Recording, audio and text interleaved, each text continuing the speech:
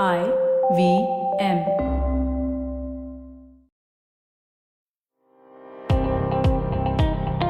Welcome to All Things Policy, a daily podcast supported by Pragati, a flagship media initiative of the Takshashila Institution. We're a bunch of policy nerds based in Bengaluru, and we like to bring a fresh perspective to Indian affairs and an Indian perspective to global affairs.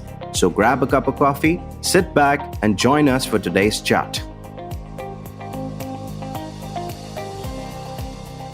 Hello, everyone, and welcome to a new episode of All Things Policy. I'm Wini, Communications Manager at Takshashila and host for today. The Indo-Pacific Economic Framework for Prosperity, or the IPEF, was launched by US President Biden on 23rd May 2022, and most recently, the third IPEF ministerial meeting was held in San Francisco on 14th November 2023. IPEF is the first formal articulation of a rules-based trade and economic framework for the Indo-Pacific region and aims to set regional rules for effectively addressing a variety of contemporary and new generation trade and economic issues. This episode will look at the basic principles of IPEF, the story behind its formation, its relevance, particularly for India, and its future. Hosting this episode with me is my colleague Kripa. Kripa is a program manager for the postgraduate program in public policy here at Takshashila. As a guest for today, we have with us Ms. Ramita Iyer, who is a research analyst at the Institute of South Asian Studies at the National University of Singapore, where she focuses on trade and geopolitical developments in the Indo-Pacific region. Ramita holds a Master's in International Affairs from the National University of Singapore and a Bachelor of Arts Honours in Political Science from Delhi University. Hi, Ramita. Hi, Wini and Kripa. Thank you for having me on the podcast today. So maybe we could start with a brief overview of what IPEF is, what this framework stands for, and also a bit on the negotiations. So, for example, on the supply chains agreement that was signed in November 2023. So could you maybe discuss such negotiations and the outcomes so far? Sure. So like you mentioned, the IPEF is an economic initiative that was launched in May 2022. Now, when this was announced, it came with the stated aim of advancing resilience, sustainability, inclusiveness, economic growth, fairness, and competitiveness of the member economies. It consists of 14 countries. So it has Australia, Brunei, Fiji, India, Indonesia, Japan, Malaysia, New Zealand, Philippines, Singapore, South Korea, Thailand, the US, and Vietnam. So it has a diverse grouping, as you can see, of different countries from South Asia, from Southeast Asia, as well as the larger Asia-Pacific region. What's noteworthy is that the IPEF actually marks the first re-engagement of the US with the Indo-Pacific region 5 years after the US administration under Trump withdrew from the Trans-Pacific Partnership, or the TPP, in 2017. This framework has 4 pillars around which negotiations have taken place. These are trade, supply chains, clean economy, and fair economy. The trade pillar, and I'm not listing, this is not exhaustive, but the trade pillar has issues like labor, environment, digital economy, and agriculture. The supply chains pillar looks to establish criteria for critical goods and sectors, increase resilience, strengthen supply chain logistics. The clean economy pillar, which is the third one, focuses on energy security and transition, greenhouse gas emissions reductions in priority sectors, as well as sustainable use of land, water, and ocean resources. The last pillar on fair economy looks at issues related to anti-corruption, tax, capacity building and innovation, as well as cooperation among the member countries for greater transparency.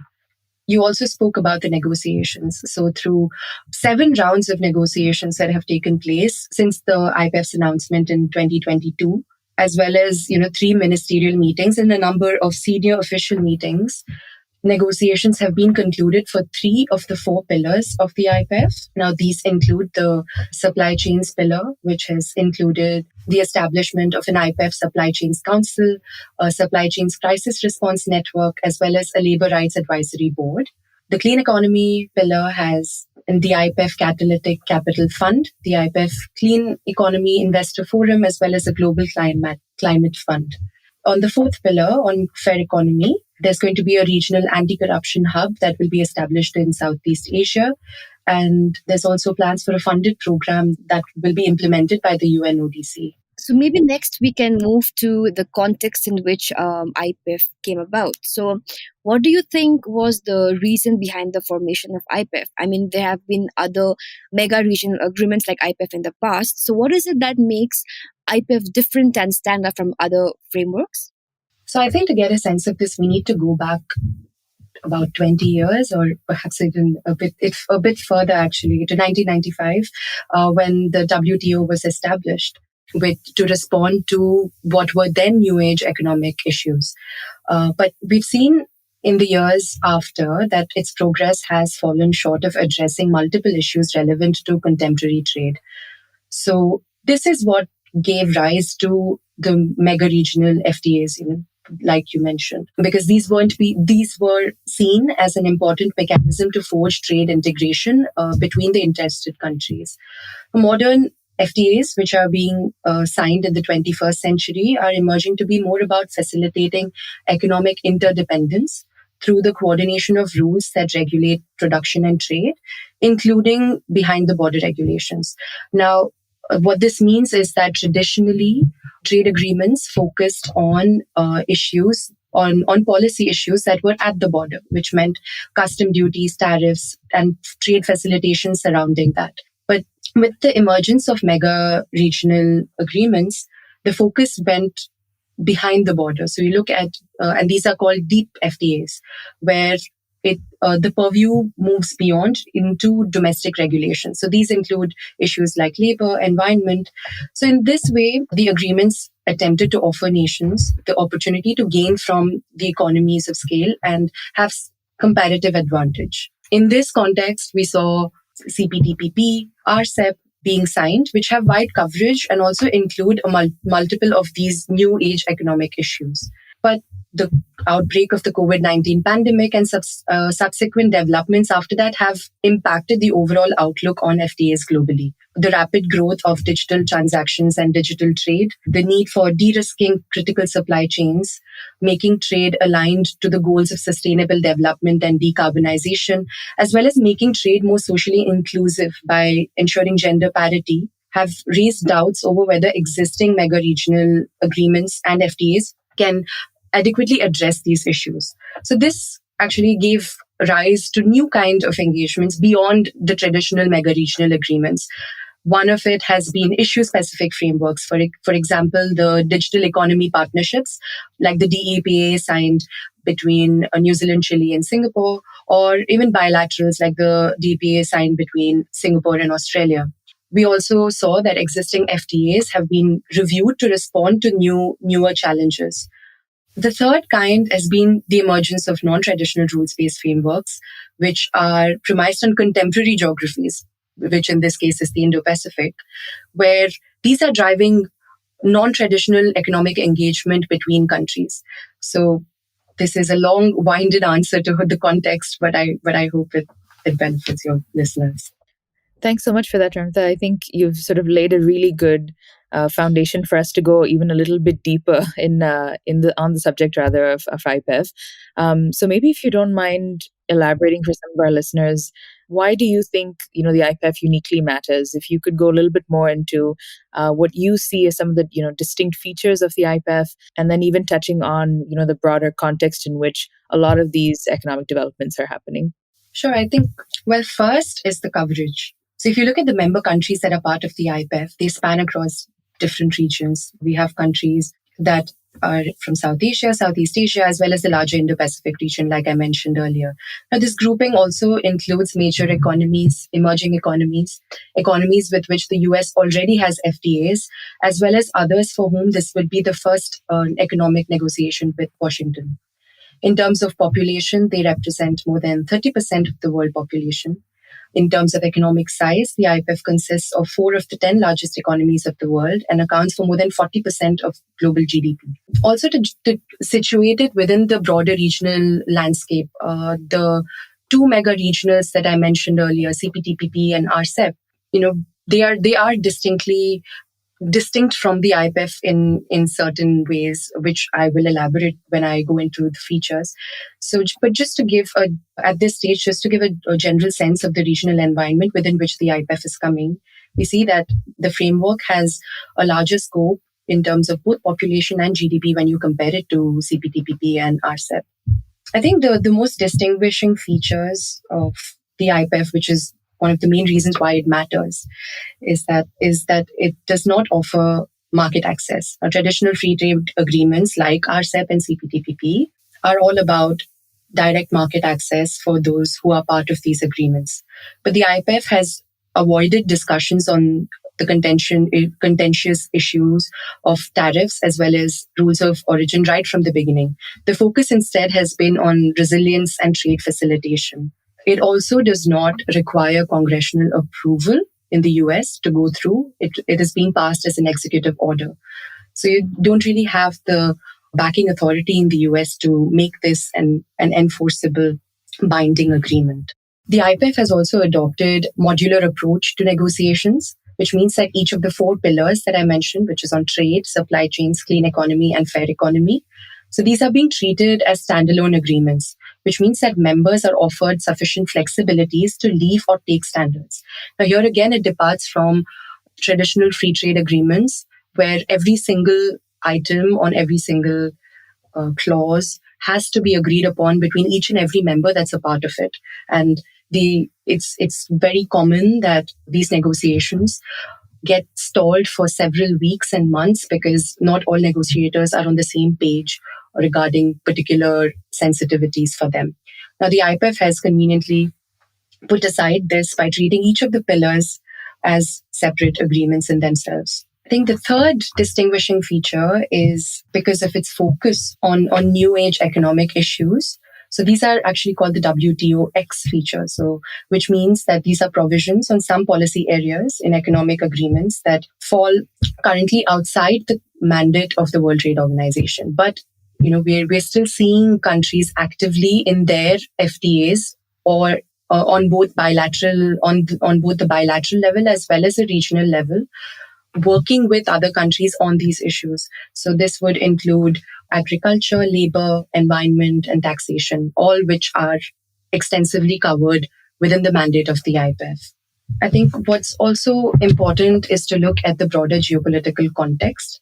Like I mentioned earlier, the pandemic has shown countries the need for de-risking and diversifying their supply chains. And this has also been undoubtedly a big motivating factor for the IPEF itself. And I think this is also an attempt of the US trying to get over the shadow of it leaving from the TPP in 2017 and showcase its renewed commitment to the region. And so in this regard, the IPEF cannot be seen in isolation because it's one of the several initiatives by the US to redefine its economic partnership agreements. So the IPEF cannot be seen in isolation because it's one of the several initiatives by the US to redefine its economic partnership agreements in its immediate neighborhood and beyond. For instance, there's the Mineral Security Partnership, which is an initiative to bolster critical mineral supply chains with key partner countries. So this includes Australia, Canada, Japan, Korea, Sweden, the UK, the EU, and India, importantly, has also recently joined this partnership. So I think it's also important to look at the IPEF in the background of the other economic agreements that are being negotiated in tandem. Yeah, that's really, I think, useful context for us to hear, Ramita. And I think it leads well maybe into the next question that we had for you, which was... Stay tuned to All Things Policy. We'll be right back after a short commercial break.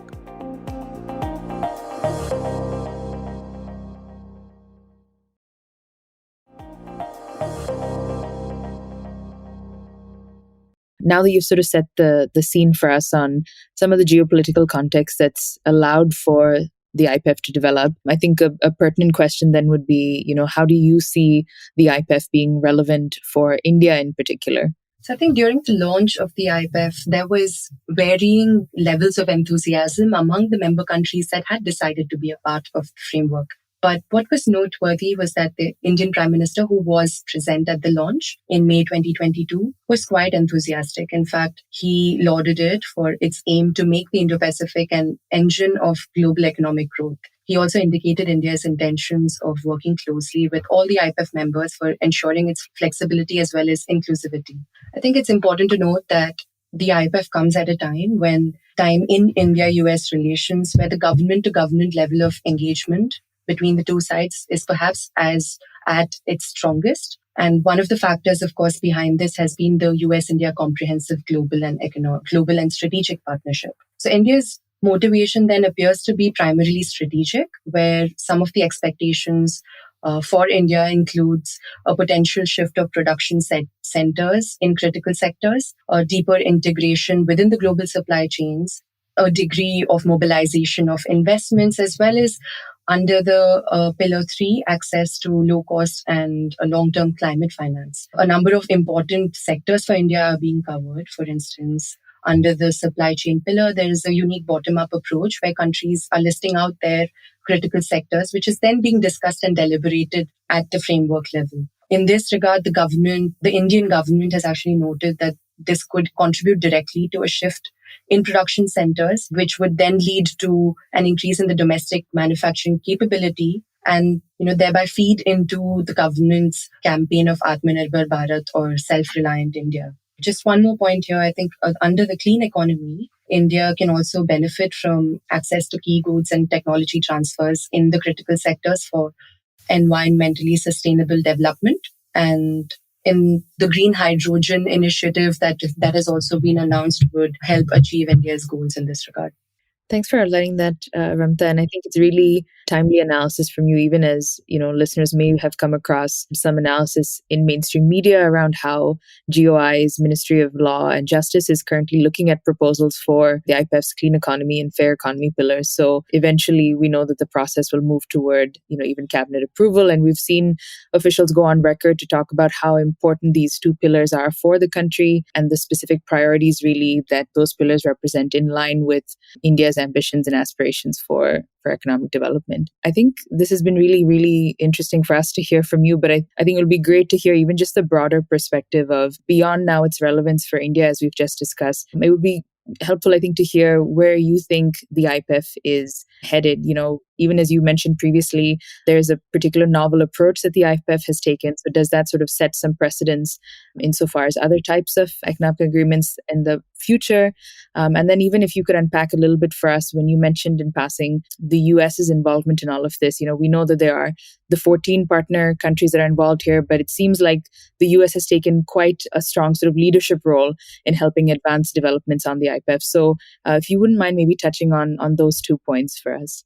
Sure. So I think, this India's decision to opt out of the trade pillar right from the beginning is an extension of one of the features of the IPEF that I mentioned earlier, which is that negotiations were conducted on a modular basis where each pillar was treated as a standalone agreement.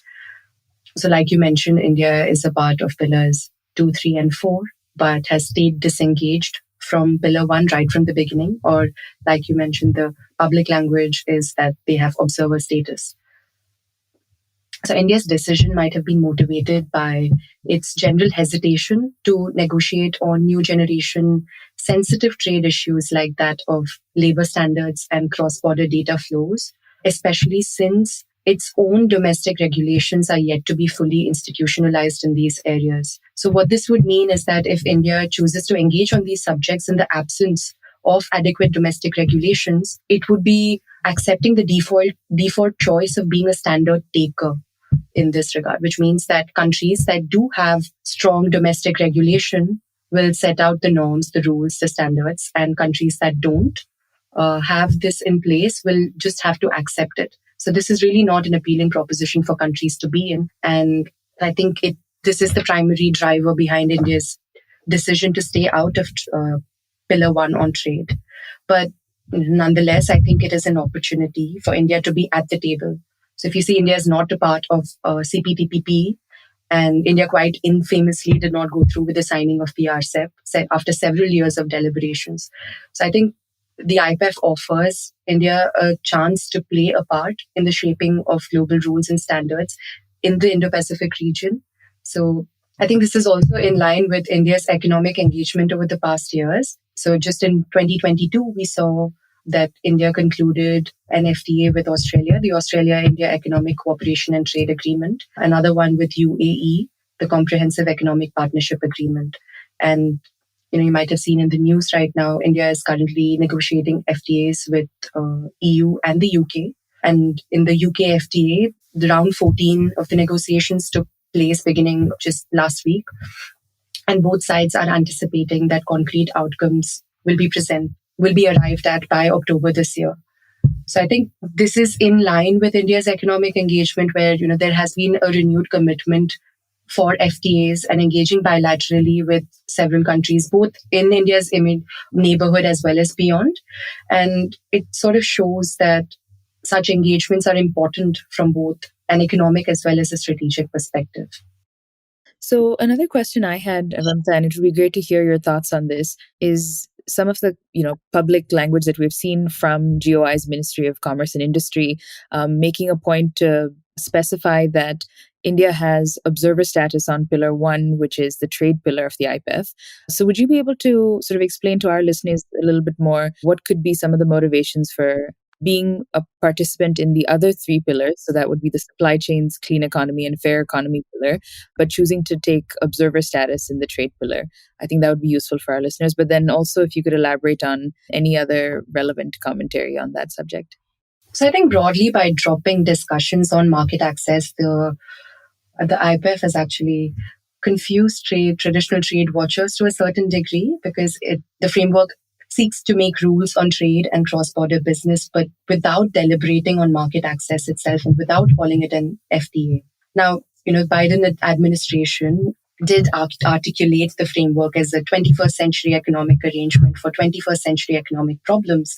But whether countries fully subscribe to such a template is still questionable. Now, new generation trade issues like labor and environment have encountered major negotiating roadblocks in structured FTAs in the past. And these have arisen primarily because of economic heterogeneity and differences in the regulatory systems among members. And several members have comparative advantages in production that is derived from their higher efficiencies in using domestic labor, but accepting certain labor standards top-down in these situations can imply that countries end up losing out on their productivity and efficiency. Similarly, regulations proposed for environmental sustainability as well might be costly and inefficient for many developing country members. So the extent to which they end up taking the standards that are given to them and implementing them domestically to be a part of this framework is something that we will have to see. From a geopolitical perspective as well, counterbalancing China has been a bit of a tightrope for several IPEF members actually, who, despite being defense allies of the US and their strategic partners, prefer to stay out of the US-China competition because of their larger national interests. And this has also been visible in their engagement with the IPEF, which is not directly a strategic partnership, but as any economic initiative goes these days in the international domain, there is a strong geopolitical interest for each of the members participating in it.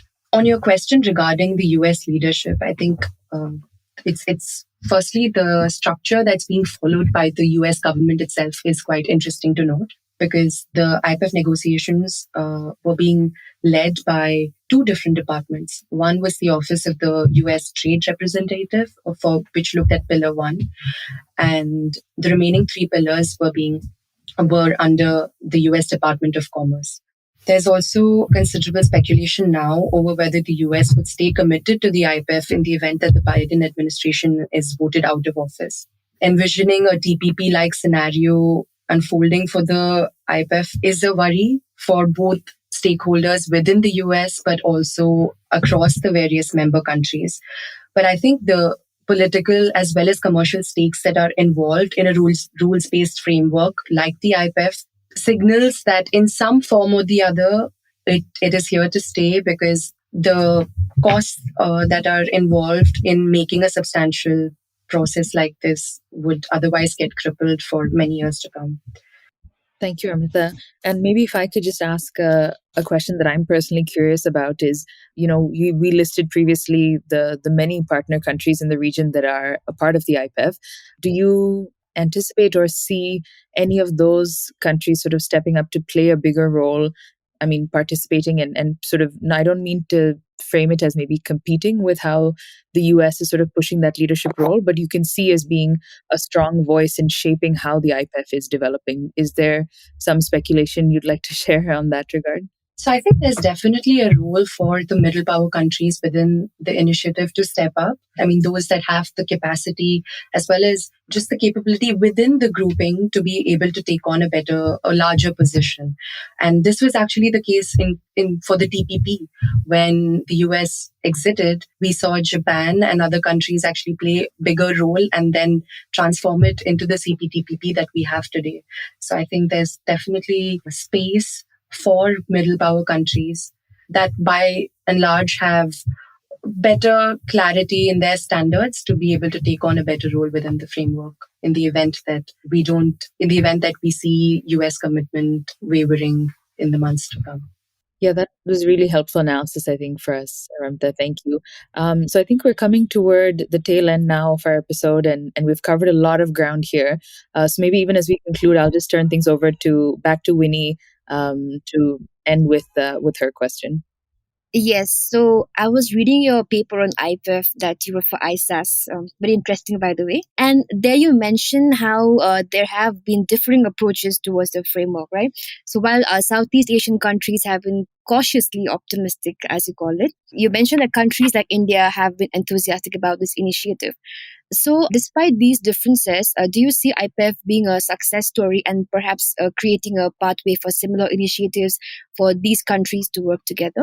I think, despite all the criticisms that we read about the IPEF, it's undeniable that the framework is focusing on issues that are preoccupying discussions on global trade and as well as business policy and regulations. And this could be ranging from labor, environment, trade facilitation, and competition policy in Pillar 1, or resilient supply chains, energy security and sustainable solutions, as well as anti-corruption and taxation practices in pillars 2, 3, and 4. Apart from this, just given the current fragile geostrategic climate where US-China tensions persist, there are two major conflicts going on in the world right now as we speak, as well as a general appetite that has come about among countries to diversify their supply chains, it is likely that they will commit further through non-traditional modes of economic engagement like the IPEF. And whether it's only in the form of IPEF or whether they move to, other such economic frameworks where the focus is not on direct market access or tariff reductions. So apart from the coverage that the IPEF offers, I think given the current fragile geostrategic climate where, US-China tensions persist, and there are two major conflicts in the world that are going on right now, and a general appetite that has developed among countries to diversify their supply chains and de-risk, it is likely that they commit further through non-traditional frameworks like the IPEF. But beyond the IPEF itself, I think there is also a possibility that countries might work on a bilateral basis like they have through certain chapters in FTAs earlier. But I think there is also a real possibility that they might just engage with each other bilaterally on just issues that are WTO-X and are not the traditional trade issues like that of tariff reduction and market access. I think India also, which is looking to play a more active role globally in this regard, is likely to stay committed to this process. Thank you so much, Ramita. So we have come to the end of the episode. On behalf of my co-host Kripa and Takshashila, I'd like to thank Ramita once again for agreeing to be a part of this episode and for sharing her valuable insights on IPEF. We look forward to hosting you again. Thank you. Thanks, Ramita. If you liked our show, don't forget to check out other interesting podcasts on the IVM network. You can tune into them on the IVM Podcast app, ivmpodcast.com, or wherever you listen to your podcasts. You can also follow IVM on social media. The handle is @IVM Podcasts on Twitter, Facebook, and Instagram. And hey, if you'd like to dive into Takshashila's research on technology, strategy, and economic affairs, check us out at our Twitter handle @TakshashilaINST or our website takshashila.org.in.